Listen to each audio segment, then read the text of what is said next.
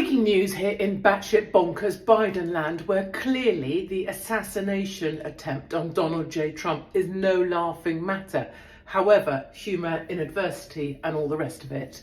First up, the Secret Service, who decided to wait until after the shooter had shot at and successfully hit the president and killed others before taking him out. You know, far be it from me as a foreigner and former British Army officer to offer any advice, but I'm just thinking that going forward, lads, maybe take the shooter out before he gets to kill people, unless of course that was your instruction all along. In other news, Biden has come out with a half-assed response to the assassination attempt.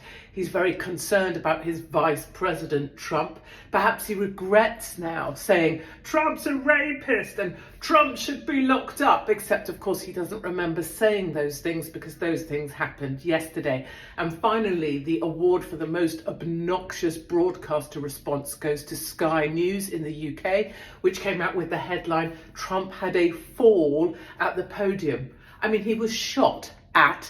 It was an assassination attempt. They took off part of his right ear and you describe it as a fall. You should be ashamed of yourselves.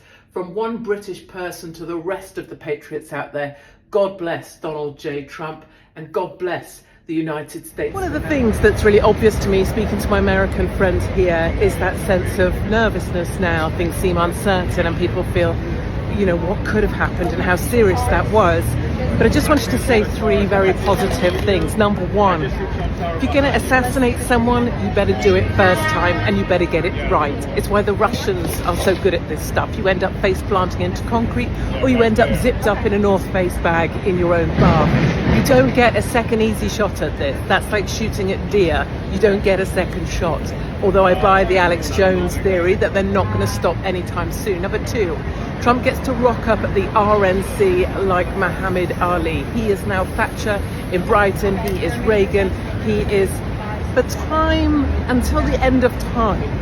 There is nothing you're going to be able to criticize about Trump, and all that other noise, all the stuff about the courts, all of that, that's gone away because no one can talk about that stuff anymore. And finally, I was just with some black guys who are here in New York from Chicago. And their view is none of them were going to vote before because they can't stand any politicians, but now they are. Now they're going to turn up. And the quote from the black guy in Chicago was, he's more black than the rest of us. So please bear in mind at this time, there are three very positive things to keep in your heart. God bless Donald J. Trump and God bless the United States of America.